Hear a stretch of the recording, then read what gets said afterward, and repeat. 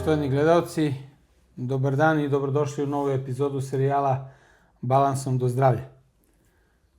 Danas mi je izuzetna čast da u Beogradu imamo priliku da ugostimo jednog izuzetnog naučnika i profesora, gospodina koji je diplomirao medicinu u Edinburgu, koji je po zanimanju klinički farmakolog, koji je godinama bio konsultant i radio u jako važnim institucijama za britansku vladu, a koji danas radi kao profesor neuronutricije na Institutu za interdisciplinarnu medicinu u Rusiji. Dame i gospodo, Dr. Paul Clayton.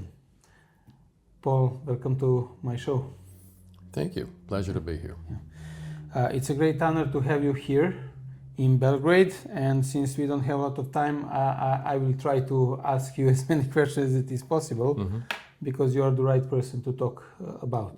Possibly. Let's find out. Yeah. So the first question would be, actually, why are so many of us ill today? I think that there's just several answers to that question. And the first thing I'd say is it's rather paradoxical on the face of it, because the pharmaceutical industry is expanding by leaps and bounds, licensing, I think, 40 or more new molecules a year, deluging us with these pharmaceutical toxic products. And yet we're getting sicker. Well, the answer is drugs can't sort the problems that we have at the population level because they're caused by a very unhealthy diet and lifestyle. That has really gotten worse since about the 1940s and 50s. That's when things started to go bad. And that is when you start to see the nutrition transition occurring. This is something that Professor Barry Popkin first started writing about around about the turn of the century. And by that he meant a move away from traditional diets based on basic produce, what you could fish or hunt or grow or forage, to processed and increasingly ultra-processed and fast foods. And this has been a nutritional disaster, and it's been a looming public health disaster, because the ultra-processed foods, which now occupy such a large part of our consumption patterns, 75% of all calories in North America, 60% or so in the UK, and other countries are coming up fast on the rails. These foods are undoubtedly toxic, not in the acute sense, but chronically toxic if you eat too much of them for long periods of time, because they cause chronic inflammatory stress. This is really very well substantiated. At the same time, they cause malnutrition, lots of empty calories, very low density of nutrients. So on the one hand, chronic inflammatory stress leads to a destruction, a disorganization of healthy tissue. And if you have type B malnutrition, you don't have the cofactors you need to regenerate it. So that's a big problem. That leads to the progressive loss of function and functional tissue that is at the core of chronic degenerative disease, most chronic degenerative diseases. Now, the industrial diet, So it means that modern diet actually damages our health. So how does it happen? Absolutely, because it's causing inflammatory stress, it's causing malnutrition, it's also causing dysbiosis. Our intake of prebiotic fibers has fallen catastrophically, and that means that you have not only the wrong population of microbes in the large bowel, but it has knock-on effects on the microbial populations of every other tissue, because no tissue is sterile. Every tissue has its own microbiota in health and in disease. So if things are going wrong in the gut, it's starting to have ripple effects, knock-on effects, to the microbiota in the brain, the placenta, the blood, on the skin. Everything starts going askew.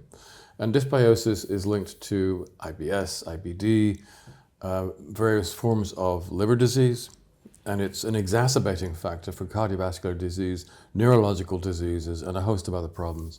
I mean, Hippocrates said all diseases start in the gut.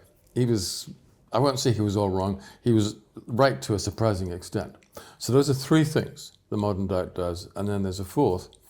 It pours huge amounts of glucose into our bloodstream, lots of sugars and starches, which are fundamentally empty calories. And so, because we're so physically inactive, the glucose piles up in the gut, we develop hyperglycemia, hyperinsulinemia, we move towards metabolic syndrome and type 2 diabetes, which is why these conditions are so common now. Once you have moved into type 2 diabetes, and only about 7% of all Americans are now metabolically fit, everyone else is in this sort of pathological area, you start to increase the risk of a lot of longer-term pathologies. You accelerate the aging process. So this is an ongoing disaster. The modern diet is undoubtedly making us sick. It is probably the single most important cause of premature, early, which means preventable death today. Pharmaceuticals are not the answer. The answer is dietary modification and rectification, or the use of pharmaconutritional hacks, if you like, which are designed specifically to counter these disastrous aspects of the modern industrial diet. So this means that actually modern diet damages us in, as you said, 4 ways. But you think it's possible to design some antidotes? Well, let me answer that question again in 2 stages. In nutrition, everything connects. Okay, so the modern diet damages us in 4 very substantial ways. And there's other things going on as well. We know that there's an issue with endocrine disruptors, which we are pouring carelessly and indiscriminately into the environment and which come back to haunt us. The microplastics issue is very real. We are seeing more problems with heavy metals in the environment due to mining and increased uses of these compounds. They are coming back to us too. In some parts of the world, this is a real problem. But let's leave those aside for the moment. Those solutions to those are probably primarily to do with industrial usage and environmental management. The 4 major causes of disease that are closest to my heart and yours are clearly processes that we can modify and that we can design antidotes to. So the answer is yes, we can block these 4 major ways in which the modern diet and lifestyle is harming us and killing us. At the same time. So what would be the antidote? What can we do to solve this challenge? The solutions are actually very simple. And I'm not talking about designing new drugs. Xenomolecules, foreign molecules that humans have never experienced before, which is a strategy guaranteed to cause problems. I'm talking about using elements, ingredients which have always been in the foods that we ate, but which have become attenuated or reduced. All we're talking about is putting them back into the diet. So this is not fancy new and risky science. It's absolutely safe.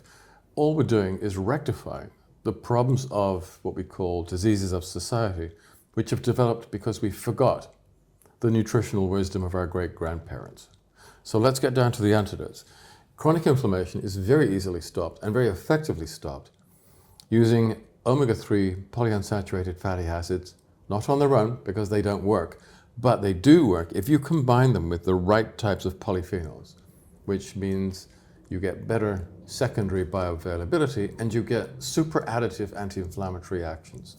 That works extremely effectively everywhere in the body except in the large intestine, where chronic inflammatory stress and all kinds of other problems, such as a breakdown in colonic epithelial barrier function, which people call leaky gut, that you can only address by rectifying the dysbiosis, returning or restoring microbiota, which is found in traditional cultures.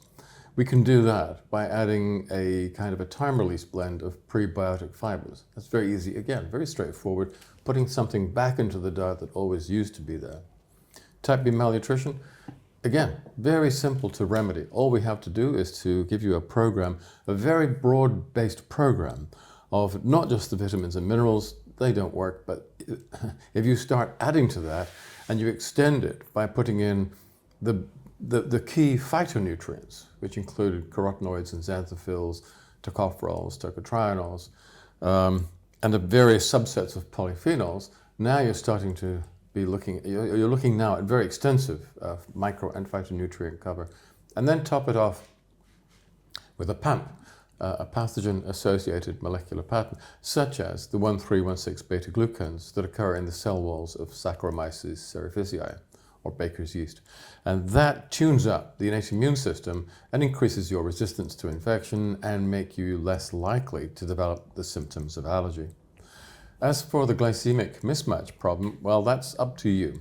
You can eat less sugars and starches and take more exercise. And we've had a whole bunch of clinical trials over the last 10 years or so that show if you do that, you can actually cure yourself of diabetes and metabolic syndrome and achieve metabolic health. Easy to do.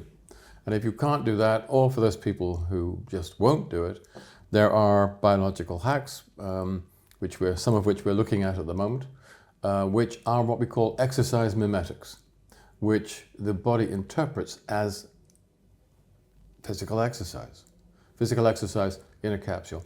And when that happens, when you use those compounds, the energy monitoring system, AMP kinase, goes up, and then the rest of the body behaves as if you were taking exercise. Your insulin resistance becomes less. You start losing the deep adipose deposits that we know are a health problem. They've just been associated with an increased risk of developing dementia 20 years down the road. And you also become more fit. The muscles actually become fitter and more functional. So this is a very interesting new nutritional area which Zinzino is looking at very carefully and which we hope to introduce at some point. So it means that by regular nutrition, we cannot have everything that we should have, that you are one of the doctors who is recommending supplements? Well, the classical nutritionists still hold to the old party line, which says you can get everything you need from a well-balanced diet, and that you just can't. We weren't designed to be sedentary animals and live on 2,000 kilocalories a day, which a lot of people do these days. We were hunters and gatherers and foragers. We weren't designed to be white-collar workers and sit on our asses all day, and then, we're working on keyboards and then drive home and spend the rest of the evening on a sofa. We're not designed to function like that. If you add up the nutritional contents of even the most nutrient-dense foods, and you can put together a diet of chicken liver and Brazil nuts and wheat germ and all those types of things, you still can't get everything you need at 2,000 kilocalories a day. It's about a minimum of closer to 2.5, maybe even 3,000 calories a day to get everything you need from the perfect diet. Well, most people aren't burning at that calorie rate, and most people are not eating a perfect diet or anything close to it. So the nutritionists who say, get everything you need from a well-balanced diet, and some doctors, I'm afraid to say, still say that too, they don't know what they're talking about. In the real world, that's not possible. So supplement. No, I don't like supplements. I don't like the supplement business. It's mostly fake. It's a confidence trick. Most supplements just don't work because they're so badly designed. And we know this. Clinical trials have been done on commercial fish oil and on multivitamins and minerals. They have no benefits at all. None. Because they're starting from the wrong place. If a company's got a lot of vitamin C to sell, they'll sell you vitamin C. And there's enough people out there who'll buy it, if it's marketed hard enough. If you understand how the major problems are caused, these 4 major causes of disease, those we can neutralize. And what we find when we do that people's conditions stabilize, and then they start getting better, symptoms start fading into the distance, and after 8 to 12 months, sooner in some cases, if they were dependent on pharmaceuticals because they had some kind of problem, a lot of people who go down this road become pharmaceutically independent.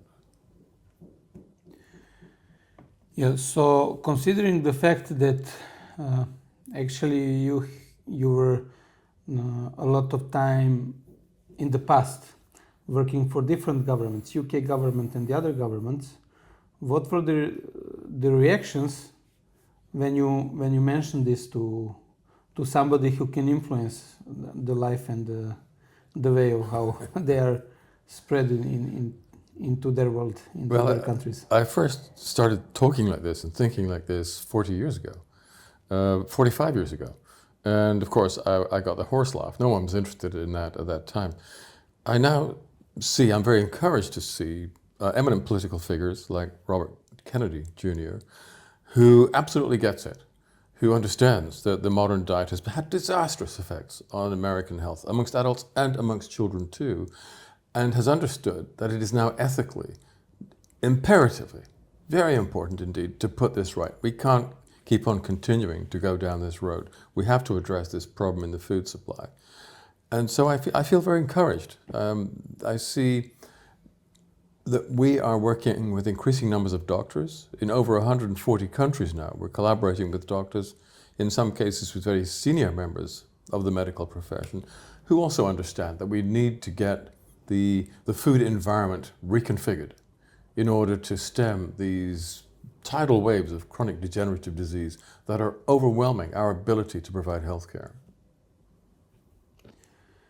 So if we talk that we want to solve this problem, so you believe that prevention is the cure, actually, the only possible cure?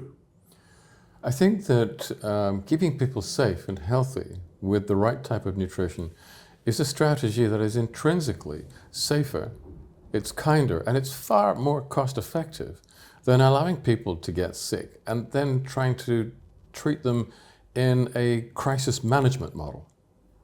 A strategy which is extremely expensive and extremely dangerous. We kill a lot of patients with medications every year. These are toxins. I'm using the word toxin in the broadest sense. So there is a huge amount of logic in the case for prevention. Why haven't we moved further down that road already? And the answer is very simple. Because the stakeholders in the current model are fighting tooth and nail against it. The current model may be a disaster, it's inefficient, it's ineffective, it's dangerous, but the pharmaceutical companies, to some extent the health insurance companies, and those medics who've been through the old-fashioned training system hold on to what they know and to a system where they make money, where they make a living off, and a very good living. Unfortunately, the pharmaceutical industry has grown like a cancer. That's a metric you can judge the pharmaceutical industry by. They've been very successful. And they are worth so much now that they can rent politicians by the hour. And it's quite clear that they've corrupted the functioning of most of the regulatory agencies. That is now the major brake on making progress. The hurdles between where we are now and far better health, public health, are no longer scientific or technical. They're economic, they're regulatory, and they're political. If we go to that preventive model of health, so what would be the results? How they could look like, and what actually could we do about it? The impact of improved and optimized nutrition at the public health level would be quite dramatic.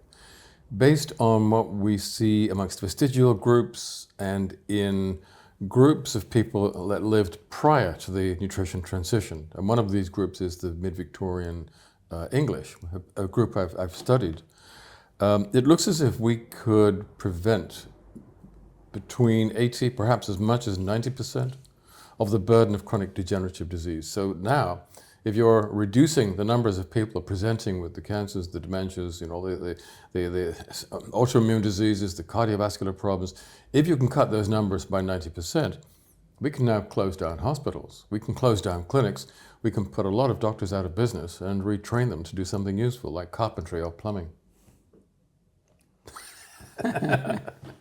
Yeah, interesting. So I know that you're familiar with some happenings in Serbia because you have some experience with it, and we also we did a research about the level of the chronic inflammation of people in Serbia. And actually, if we talk about, let's say, ratio between omega-6 and omega-3s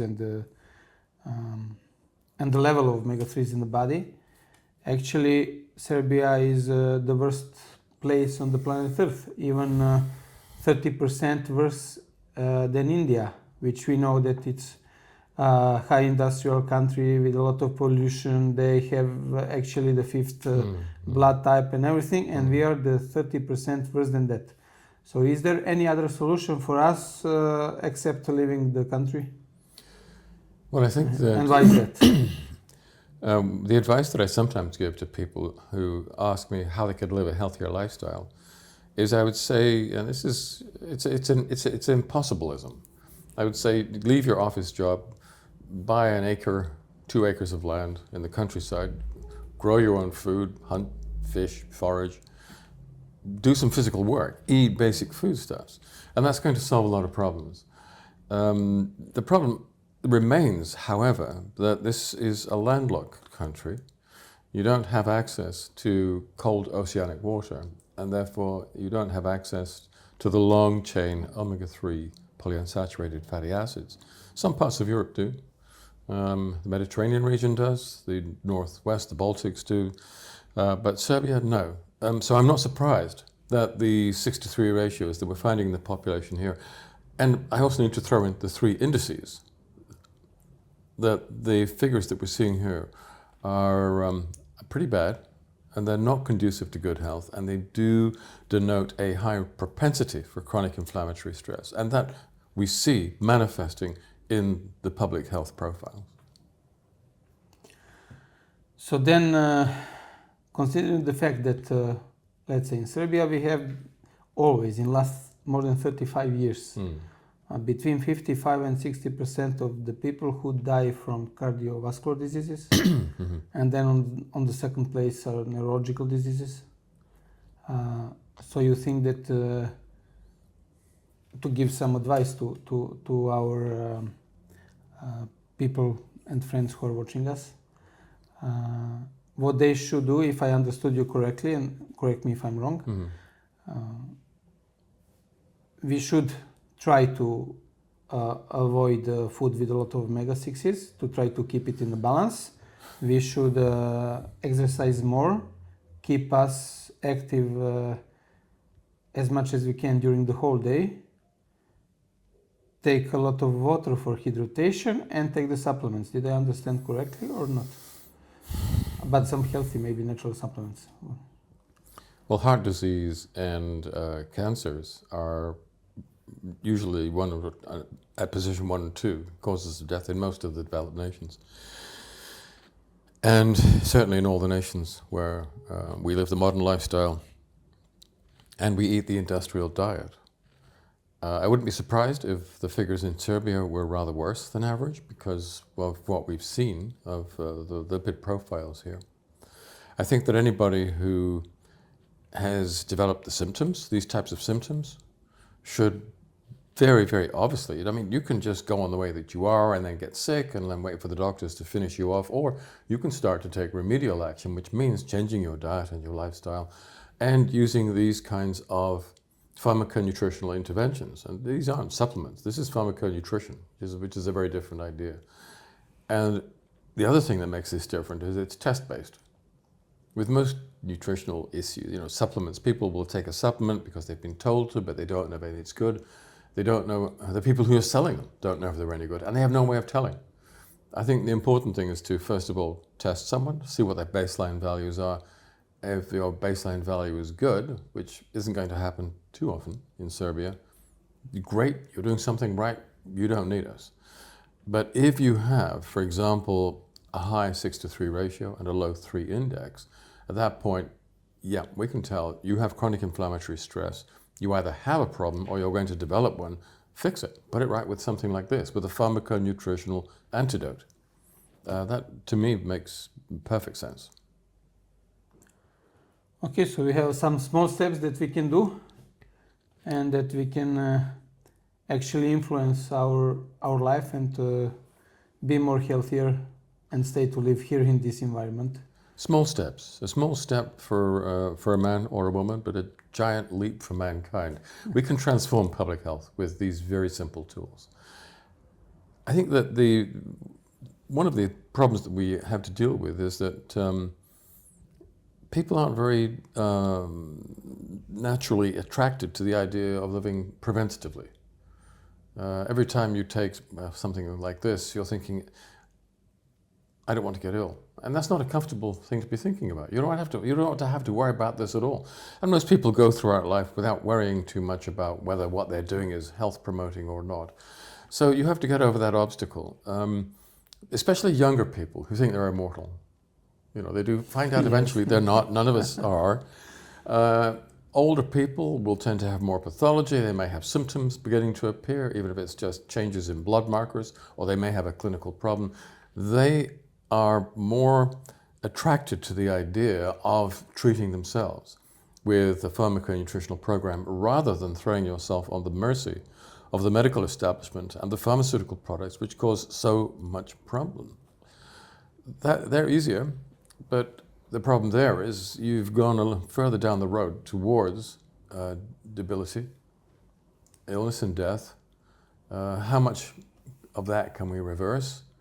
The good news is actually we can reverse a great deal of it.